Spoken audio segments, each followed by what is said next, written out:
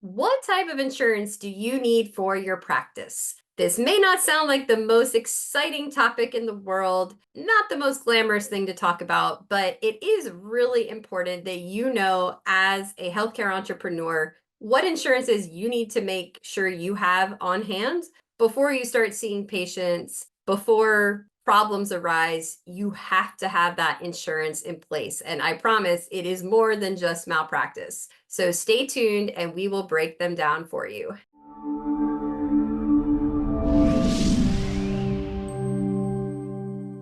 Hi, I'm Dr. Annie DePasquale, the founder and CEO of Collaborating Docs. We help nurse practitioners and PAs find incredible collaborating physicians. And today we're talking all about the different types of insurance you need as you start your practice. And of course, the number one thing to consider is protecting yourself, protecting your practice, protecting your patients, protecting your community. So this is all about doing things the right way, the compliant way. And you don't want to be that person that forgot to set up a certain type of insurance and someone falls down the steps and breaks their leg or arm and they sue you. And then your whole business and career could go down, unfortunately, if you haven't protected yourself with the right type of insurance. So I don't want to be a fear monger, but I have definitely seen it happen. It's happened to family members of mine where, they're bad outcomes if you are not prepared. So insurance type number one is the obvious medical malpractice. You do need to get coverage for yourself. If any patient were to sue you for malpractice, it would kick in. The running joke is that, pretty much all healthcare providers this day and age will be named in malpractice. It's just a matter of time, not if, but when. So must get that.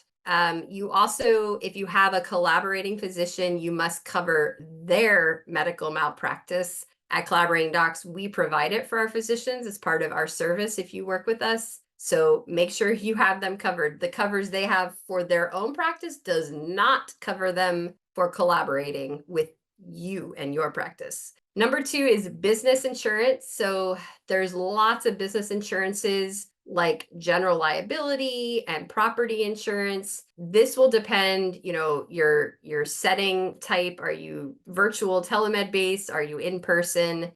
Do you own the property? Do you lease the property? Is it a co-working space? So I can't answer all those questions without knowing your specific situation, but you do want to work with a business insurance broker to cover all of those or check all those boxes and make sure you are covered from a business perspective. Third is workers' compensation. So if you have any employee at all, you really need to get workers' compensation. If they get injured on the job, fall on the job. In the medical world, we have, needle sticks and all kinds of things that do tend to happen more than in like a office setting. So you want to have that set up the minute you bring on your first employee. And then the fourth sort of bucket is just other considerations depending on your practice type.